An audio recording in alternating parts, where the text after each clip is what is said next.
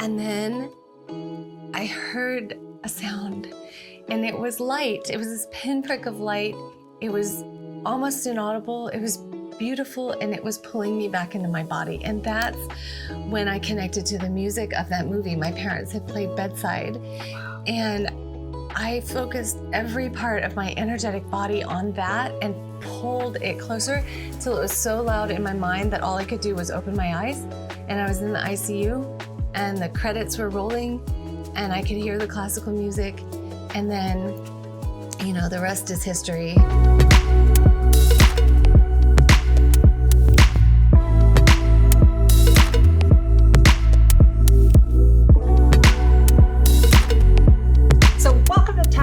I am so glad you guys are here. Now, have you ever wondered what happens in a near-death experience? Well, I've got the wonderful Ellen Wier with us today. She actually had an experience at the age of 12 where she died, but music brought her back. Now, what's cool about this is she's going to share that experience, and she's also opened up a gateway on how to connect to these different dimensions, and she's going to share that with us. So I'm super excited for you guys to meet her. Here she is.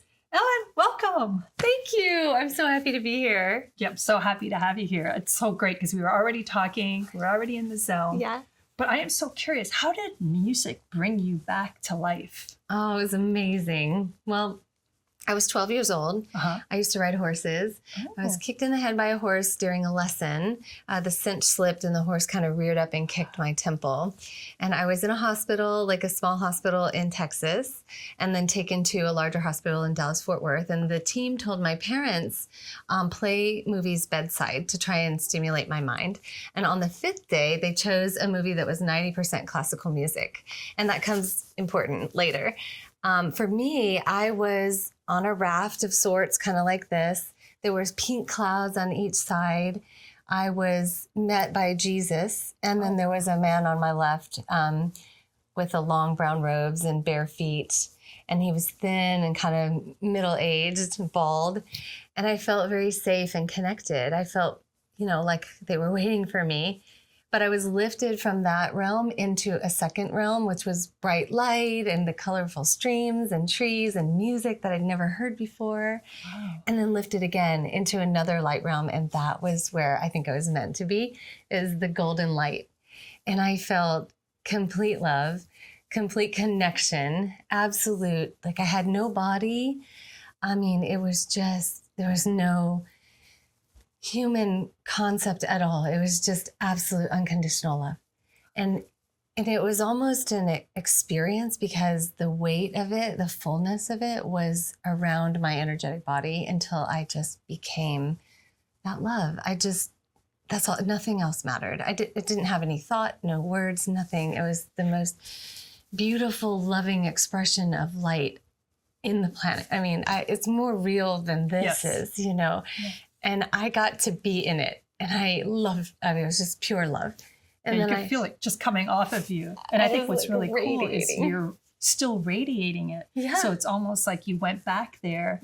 And what's really beautiful, you could really feel that you brought that frequency with you. Yeah. And you embody it. Yes. And even when you just walked into the studio, it's almost like, oh, like, Your Majesty. You know what I mean? No, because it makes it fun. And you remind me of home, right? There's no separation. There's no layers to you, right? There's no mask. No mask. It's real. It's me. It's amazing. And us. It's all of us. It's amazing. And then, so how do you bring then a client that comes to you and you kind of see them, they're kind of stuck, right? Yeah. How does your music or how does a healing session with you transform them? Oh, I try to bring them into that place because, you know, before I woke up, I went back and I got to choose like whether I would live or stay there. And my work is about taking people to that place of light for themselves so that they can leave their body, they can connect to that same realm that I did. And for me, it kind of went like this. Jesus was in front of me. He spoke through his mind and thoughts and gave me the option to stay. And I wanted to stay. But I was shown the trajectory of my father's life and that he wouldn't actualize. But there was no right or wrong. And that's really hard to explain because I get it. it would have self-corrected. The universe would have, but I chose to stay. My soul chose. And in that moment, that's when I made the vow to come back and heal people with music. And that's what I use in my sessions. And it was so magical because the moment that I made that vow, I also made another vow to give thanks every day for every experience on this planet, no matter how hard. And I have been through so many challenges, like that I outline in my book, so many, reaffirmations of my path, redirections, and ways of transmuting every experience that I've been through since then, which have been big, medical, totally sense. Everything. Yeah, it makes sense. But it shows, again, you have so much light, so much healing, so much power that I always feel bad saying this because I don't like people to think like, oh, you're going through bad stuff, but there's a payoff to it. Yeah. But at some level, when you think of the third dimension, and it's all about lessons and learning from, what's the word now I'm looking for? Contrast. Yes, the contrast. Right? The contrast. Yeah, exactly. Right. So for you to go through the health, right, and being, say, really bad, it shows you how you healed yourself and transmuted that for the world. It's a gift, and I knew in that moment it is a gift to live. And I got all those same downloads that you're mentioning, why we're here now, how we can create our reality through our thoughts, how what we think about we manifest, how powerful we are, and the most magical part was how I woke up from the coma. Because after I made that vow and I got all these downloads, more than I could even explain, 12-year-old kid, right? I find myself in this darkness, like a womb energy. And there was a musical staff in the distance with different notes. And the different notes were different colors, but I couldn't hear it. And I could see it getting closer and closer. It went through me. And then I heard a sound, and it was light. It was this pinprick of light. It was almost inaudible. It was beautiful, and it was pulling me back into my body. And that's when I connected to the music of that movie. My parents had played bedside, and I focused every part of my energetic body on that and pulled it closer till it was so loud in my mind that all I could do was open my eyes. And I was in the ICU, and the credits were rolling, and I could hear the classical music. And then, the rest is history. It kind of came full circle with my training, which we can talk about later. But then from that moment on, I knew why I was here. I didn't know how I was going to do it. Amazing. But I immersed myself in playing music, and music was my outlet, and it healed me. Now, as a 12-year-old, kind of waking up when you saw your parents, were you just like, oh my God, you're not going to believe what happened to me, where I was? Like, did you share the experience with them, or was it more something personal? I think I was so focused on recovery from the brain injury that I was trying to walk and learning to talk again. When I finally got to the point, because everything was overwhelming with this brain injury, that I didn't really understand this world. It was like I had come in and all I could understand was the energy essence of another person, but I couldn't explain it. How perfect, though. Because in a sense, I don't want to say again, if you came in and you were smart, or you have an overactive mind, because sometimes it's the mind of the human body that short circuits, distracts us from that higher frequency. Yes. So the fact that you just have this constant flow, it's really making that frequency, that energy grounded and embodied within you, so that your thoughts can't short circuit it. Right. And at the same time, you really got to practice, again, just emanating. You didn't take anything back. So much of humans, right? We're always reflecting everything back. I'm going to feel this way because so-and-so did this. Yes. You were 100% a channel. They gave me that. I didn't even remember much. At the time, I didn't remember anything before the accident. And they said, all your memories will come back in the next 5 years. And I get like a glimpse of sitting at dinner with my brother, and he put his foot in my food and got in trouble, like some random memory. But I didn't remember first days of schools or birthdays or even like people in my family fully. I knew their essence and their love, but I didn't know their story. And for me, not knowing the story was a gift. Because then I could be in the energetic presence of that, and I could understand people. And that's the beginning of how I started developing my intuitive gifts. And there was so much more about my intuitive gift training at that time. that just happened naturally. The universe led these experiences to me to be able to like get downloads and tell people without them knowing it was a download. Right. And then I started sharing my story with my youth pastor at the time, and just became just grateful to be alive. You know, living in gratitude. Everything was new. Everything was wonderful. Everything is wonderful, you know? So now when somebody has a session with you and you deal with sound bowls, what is that like? Like, do somebody lay on the floor and what does that look like? Yeah. So I do workshops, and my husband and I do workshops together, sacred partnership workshops, where what's interesting is that I learned this process at Naropa University, which is a Buddhist university in Boulder, the process that I am going to share with you. And basically, my near-death experience was my why, and Naropa was my how, because I was connected to meditation, contemplative practices, Buddhist philosophies of, presence. And on the way up to my first meditation class, or whatever, the first week, I saw a depiction of Buddha, young, thin, bald, with long brown robes. He was the man that was next to me. Wow. The thin Buddha, not the big belly Buddha that we know. So the one that was in shape. The one that was in shape. Buddha was a life of extremes, right?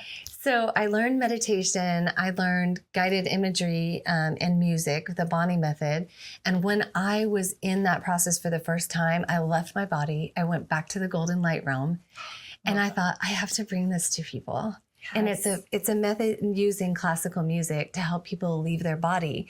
But I've kind of, through the years, adapted other modalities, breath work, which Neil brings in when we work together, resonant toning, where we're singing tones to clear the resonant body, specific practices of protection and light.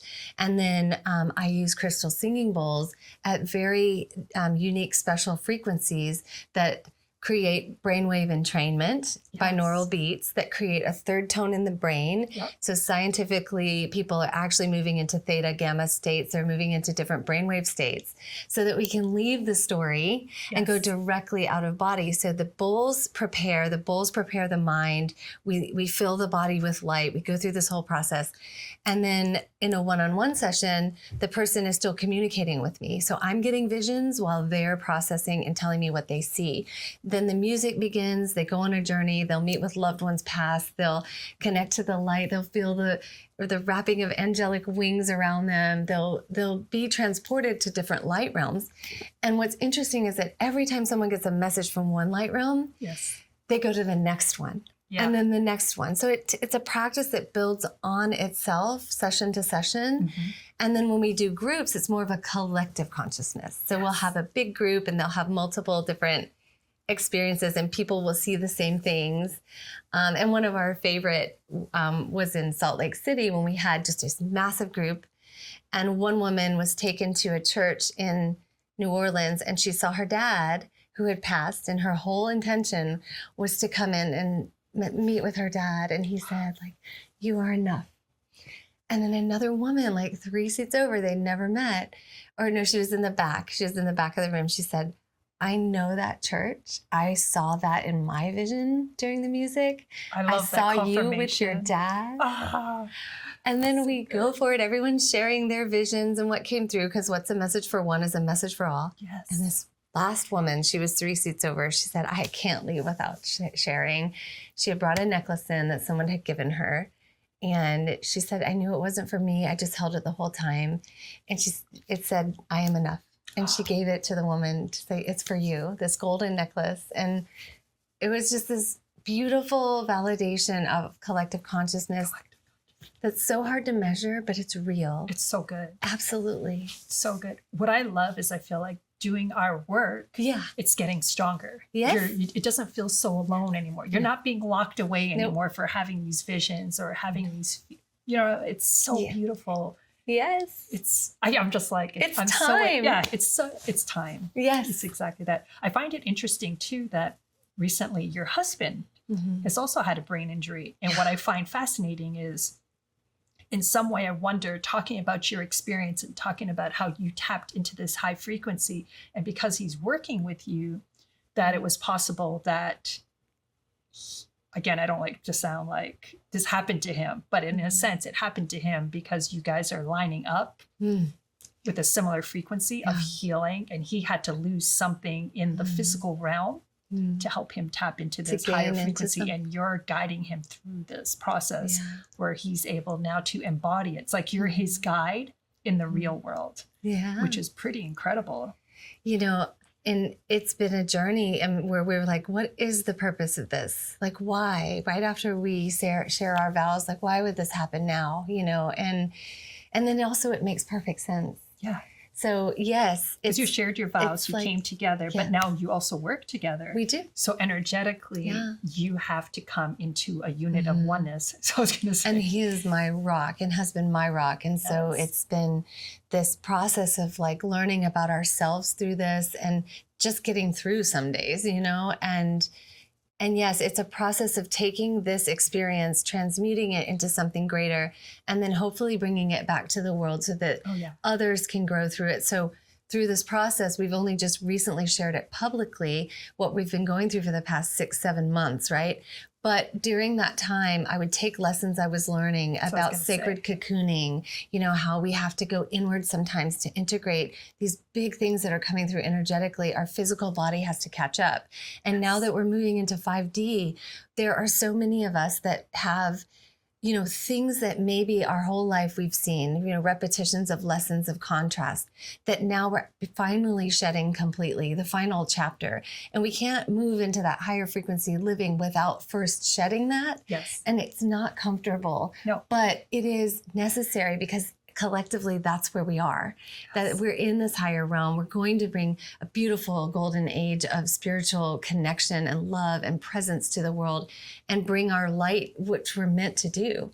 We're meant to share light. We're meant to use the elements to connect with water, to connect with air, connect with each other, lift each other up, instead of this divisive culture we've been living in.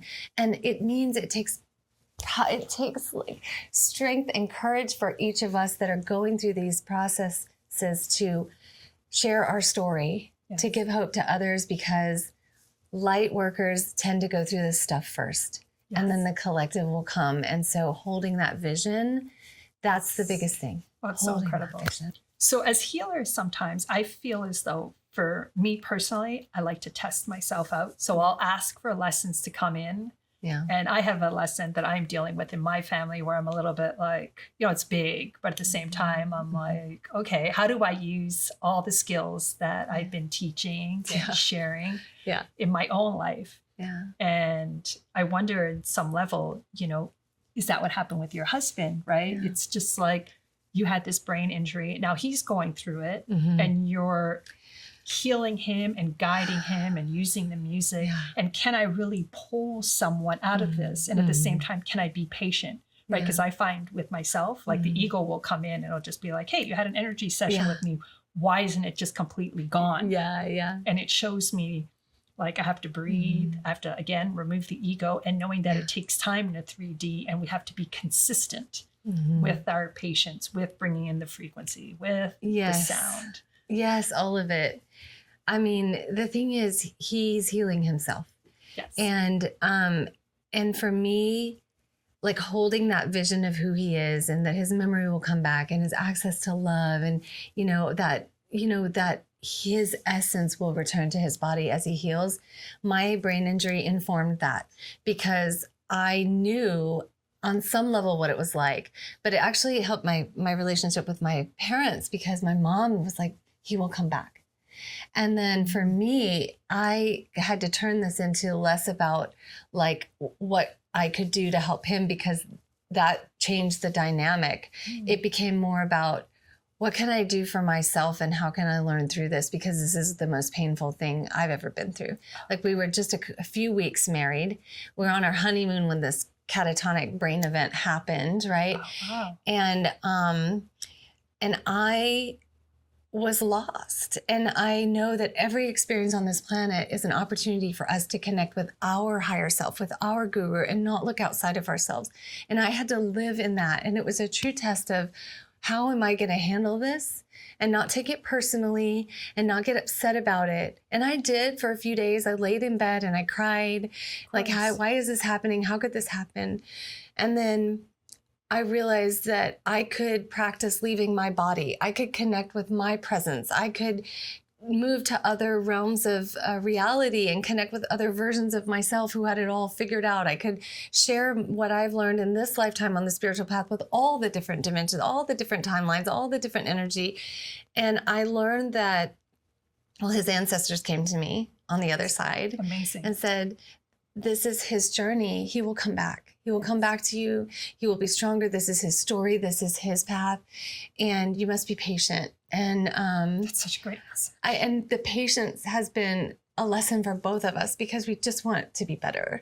We just want him to have no pain. We want him to remember things. Like I remember he laughed for the first time 3 weeks ago or 4 weeks ago. And I was like, oh my God, you laughed. You're accessing joy. Like you're coming, your brain is healing. It's coming back online.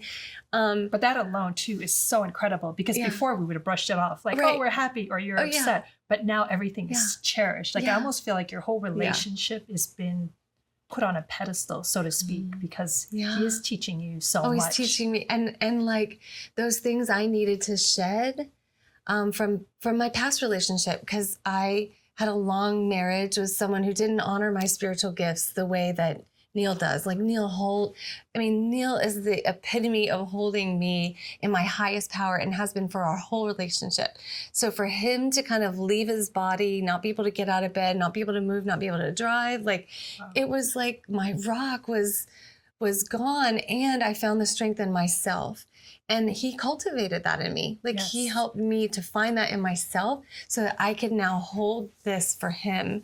And the vision that I know he will, he is back and he's going to heal through this and he's going to inspire other people. And we're going to work together on divine masculine and feminine. We'll hold that vision for others, And so for me, it was just a practice of what I know. And I'm so proud of myself for the way that I handled it, because I went into a little bit of like, I can't believe, even like recently, I was like, why did this have to happen? And when can it end?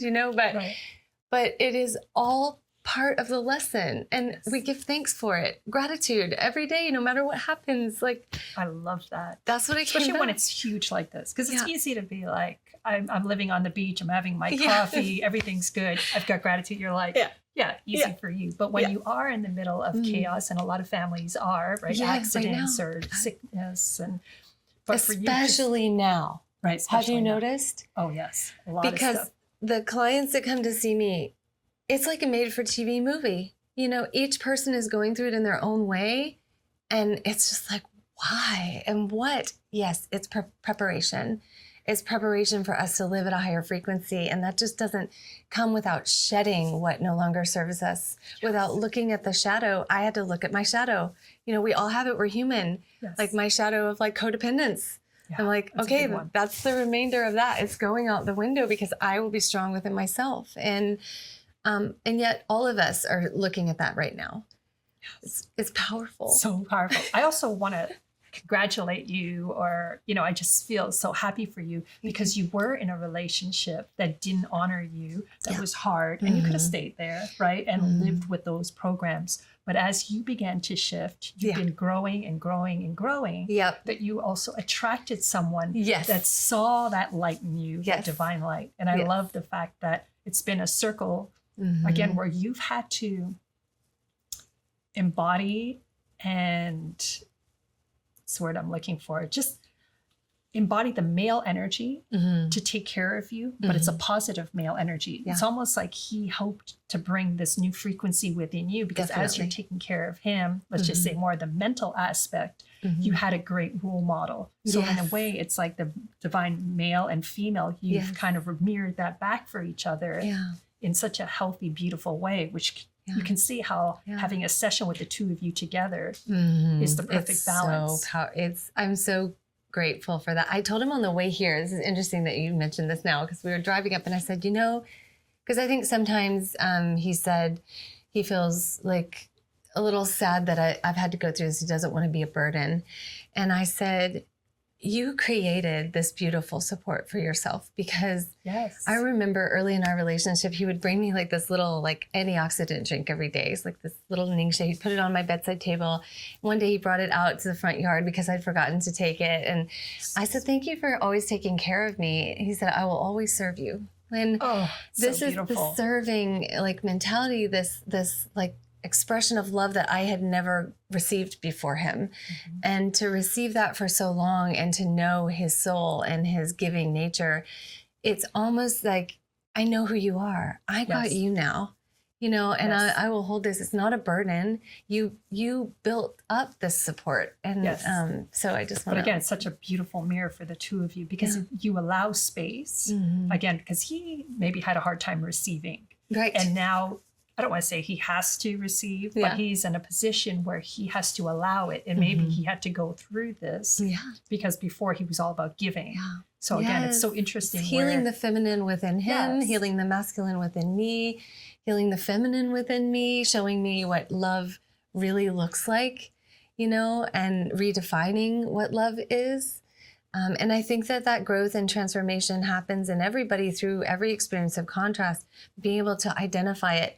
And that's why, you know, this book is all about, tell me, you know, this book was about like finding myself and staying on my path through someone who maybe didn't value my spiritual journey, and then learning how to manifest and how to co-create. And the second half of the book is lessons on how the reader can co-create, can manifest, can write a letter of gratitude for their life, can learn through my mystical experiences, which are just, I mean, so many, right? But so this next book that I'm writing now and that we are planning to write together, that will share his part too, is about the lessons that come through major contrast and the partnering of masculine and feminine, and how we have those parts within ourselves, how we can grow through tragedy, through life changes, and also remain positive and remain giving to the world. So, you know, that's in progress, and, you know, our work,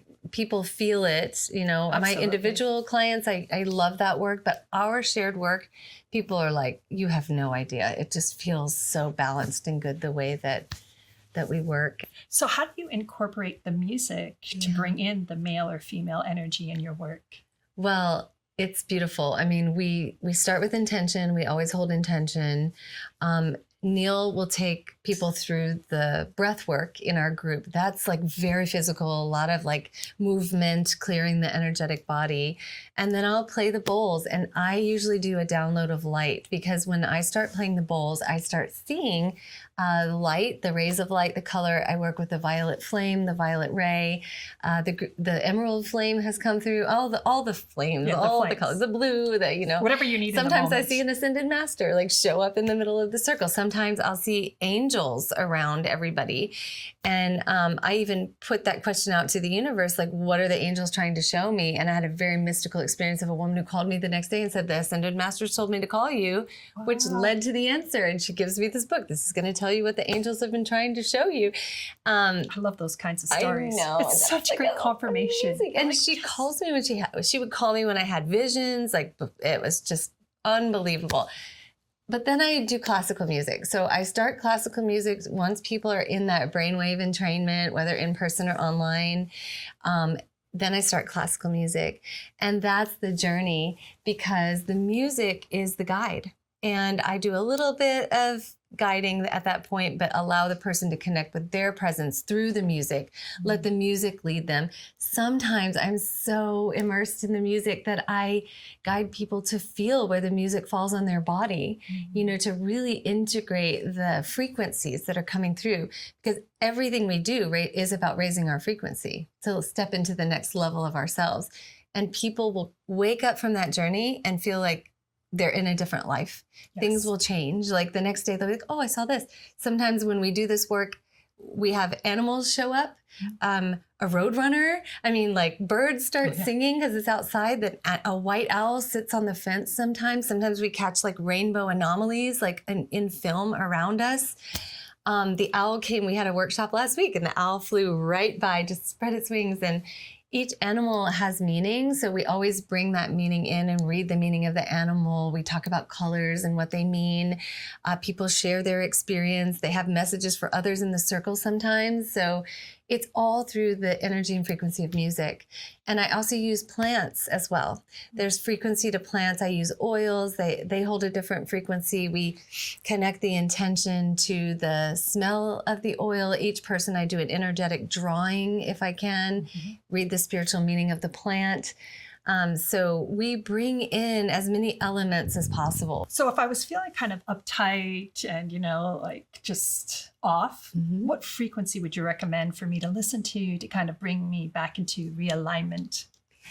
Well, a lot of people like the 432 hertz. I would recommend, though, starting every sound experience with intention. You can look for something that has binaural beats, like that's, and wear earphones so that you hear the two beats in your ears. And then I would activate your body. So have an intention, go inward, hold that intention, listen to the sound, maybe say an I am affirmation, and then tone with your voice along with that sound, at least for 2 minutes, right? Like for good, 6 or 9 breaths, just tone, oh, just sing the sound of oh while you listen, and then just relax and let the sound move where it will. Let it bring light in and just surrender to the sound. So with the oils, we bring consciousness through. With intention, we bring consciousness into the cellular memory of our body. We are speaking to the cells. With the music and the sound, we bring light as an element through the water element in the body. It all works so well together. It's just beautiful. Where were you when I lived in San Diego? I was trying to find women like you everywhere. I never would have left. Yeah. So if you were to give our audience one tip to practice at home or to try, what would that be? If I were to give a tip, I would remind everyone that they are their highest guru, that they have the answers if they leave the mind. So practicing meditation, breath work, using oils to raise their frequency, affirmations. I am affirmations are the most powerful thing people can do to be in that positive, to replace negative thoughts with positive thoughts, to remember that everything they think holds a frequency, that we are frequency, we are electricity, we are energy, we are spirit, we are everything. Whatever we can do to raise our frequency, we are tools of the divine. We are living expression of God love, divine love, and we are needed to expand light on this planet. That is why we are here, to expand through our experience, to learn, to take each experience and expand our light. So I would ask people to think of every experience they have in life and how can it be used for a higher expression, a higher frequency to help other people. And to remember that most of what we think about is a distraction. It's not real. It's a story. So I go through this in many other practices in my book. Yes. Share some practices. Where people can go through the end of the chapter, and there are practices like returning to higher presence. This is a meditation that people can do at home. That's a good one. Gratitude, how to read the signs. That's a good one. That's a big one. Awakening to divine signs. But what are the signs? They can be very subtle. And the other thing I would say is that when we experience life and we recognize the signs, like we see 1111 or 333 or repetitive numbers, or an animal comes to us, or we notice our dreams, that's not just acknowledging that there's a higher light, it's co-creating.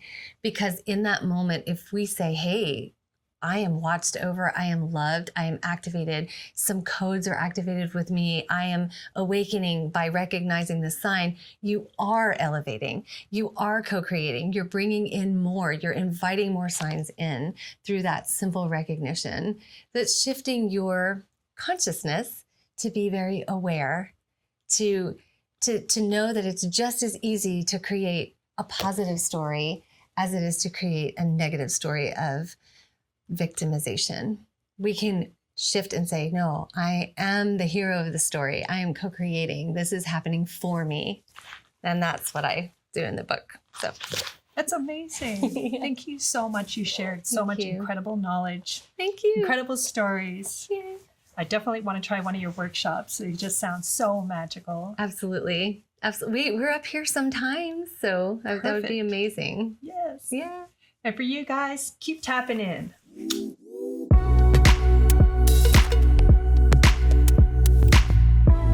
If you want more, please join our community at marisagrieco.com.